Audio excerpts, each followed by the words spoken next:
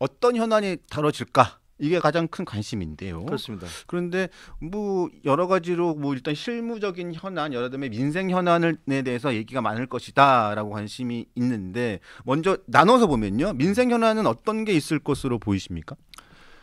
아니, 이게 먹고 사는 문제잖아요. 네. 지금 현재 자영업자들의 숫자가 계속 감소하고 있다. 그리고 뭐 일자리 같은 것들이 계속 줄어들고 있다라는 보도들이 계속 나오고 있고, 또 수출은 잘 나가고 있지만 내수가 제대로 되지 않아서 우리 경제가 매우 어렵다. 이런 보도들이 잇따르고 있지 않습니까? 네. 다 민생 문제, 우리 국민들의 먹고 사는 문제니까 이런 문제들을 어떻게 해결할 것인가, 이게 주요 논의가 돼야 된다고 생각을 해요. 네. 그게 민생 사안인데, 뭐 이재명 대표도 먹사니즘이라는 얘기를 하시잖아요. 네. 먹고 사는 문제를 해결해야 된다. 근데 이게 저는 개인적으로 좀 죄송한 얘기긴 하지만 너무 추상적이에요. 네. 그리고 그 내실이 뭔지를 잘 모르겠어요. 과거에 그 민주당에서 문재인 대통령 때 소득주도 성장이라는 해괴 망측한 이론을 들고 나왔었어요. 그러니까 사람들한테 돈을 퍼주면 경제는 성장할 것이다. 이렇게 얘기하는 게 소득주도 성장이었는데, 많은 경제학자들과 비평가들이 말이 안 된다라고 주장하니까 EU, 유럽에서도 이것은 다 공적으로 OECD에서도 인정된 개념이다. 이렇게 궤변을 늘어 놓았지만 지금 소득주도 성장을 외치는 사람은 한 명도 없지 않습니까? 그렇죠. 그때 소득주도 성장을 하시겠다고 400조 가까운 돈을 풀었어요. 물론 코로나 문제도 있었지만, 그래서 약 600조였던 국가 부채를 그 불과 자기가 집권하는 동안에 1000조가 넘도록 만들어 놓으셨잖아요. 그렇게 그래 돈을 많이 풀었으면, 만약에 민주당 이론대로 하자면 지금 우리 경제는 폭발하고 있어야 돼요. 그렇죠. 그냥 너무 잘 나가서 룰루랄라 하고 있어야 돼요. 그렇게 됐습니까? 청년 일자리를 한답시고 100조를 풀었어요.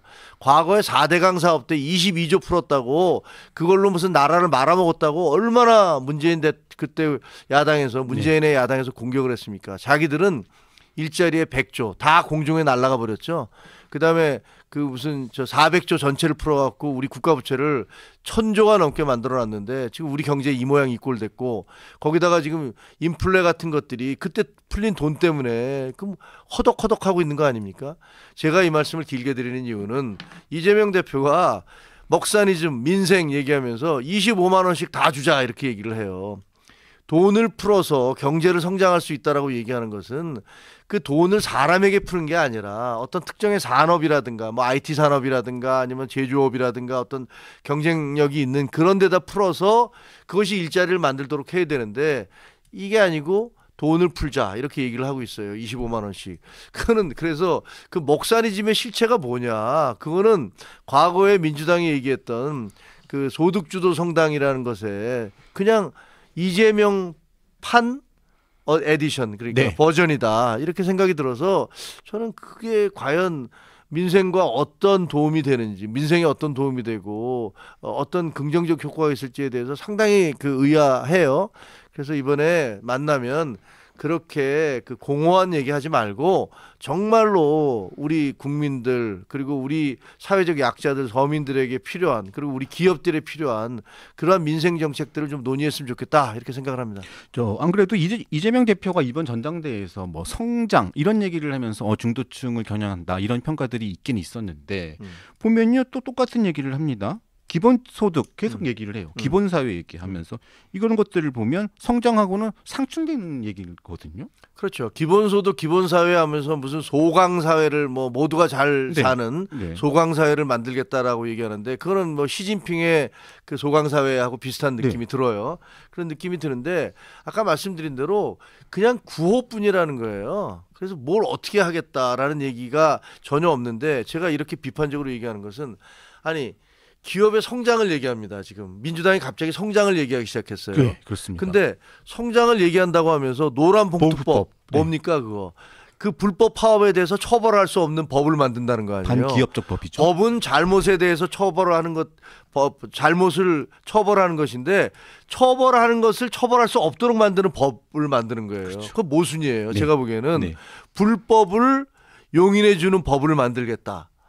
그게 말이 되는 겁니까? 네. 아니 불법 파업으로 인해서 생긴 손해를 배상할 수 없도록 혹은 거기에 대해서 책임지지 않는 법을 만드는 건 불법 행위를 조장하는 법을 만드는 거고 예를 들면 우리가 강도를 처벌할 수 없는 법 이거 만들 수 있습니까? 만들 수 없잖아요. 네. 근데 지금 민주당이 그런 법을 만들겠다고 하고 있잖아요. 그리고 우리 소상공인 빵집을 하는 분도 5인 이상 사업자면 거기에 중대재해처벌법 걸려서 잘못하면 조금만 잘못하면 이 사람들 거의 뭐 처벌을 받으니까 인원을 오히려 내보내서 4인 이하로 한다든가 아니면 뭐 혼자 하겠다든가 이런 식으로 기업들에 대해서 사업하는 사람들 경제 활동을 주도하는 그런 계층에 대해서 그분들을 힘들게 하고 어렵게 하는 법들을 무더기로 통과시키겠다고 주장을 하면서 그러면서 경제 성장을 하겠다. 성장에 방점을 두겠다.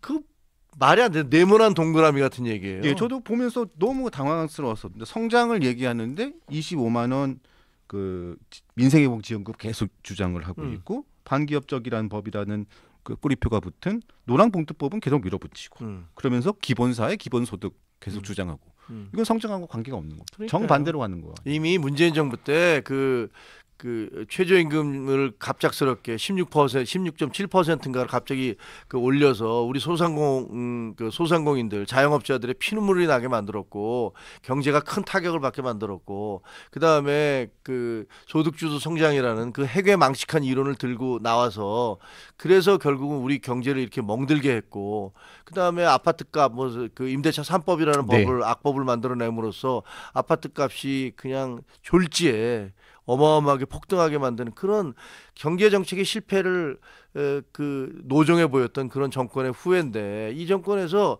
지금 말만 먹사니즘 성장 이런 것들 말만 다르게 할 뿐 과거 문재인 정권의 그 실패한 정권들을 그 표현만 달리해서 그냥 계속 이어나가겠다. 버전 2. 뭐 이런 얘기예요. 제가 보기엔 그래요.